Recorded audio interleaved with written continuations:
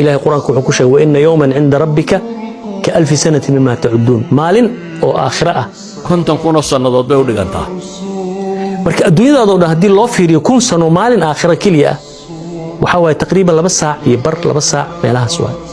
لكن بني آدم كنت مرك آخرة الله شكاية وحسرها وقت هذا يستطيع ده قيامه بريها المتشرو وردك قيامها كو حد عيا مالتي نفتك بحضه nolosha adduunyada dhan waa laba saac marka inay hamigeeda ka saartay labada saac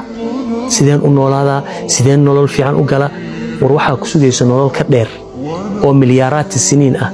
oo milyaaraad min abad al-abidin ah horta focuskaaga halkan kaliya saarinay u sii jeedi halkaana ka shaqee laakiin ogow nolol dheer inay ku sugayso oo dheer ilaahay haduu marka ilaahay warsanaysa marka hadaad ilaahay ku arko waninka nolosha sugayso waa milyaaraad siniin wuxuu habeeni maan la ooyayaa labada saac iyo hagaaji labada saac aan si fiican u noolaado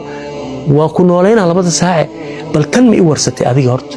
tan hamigaaga ma ku jiraa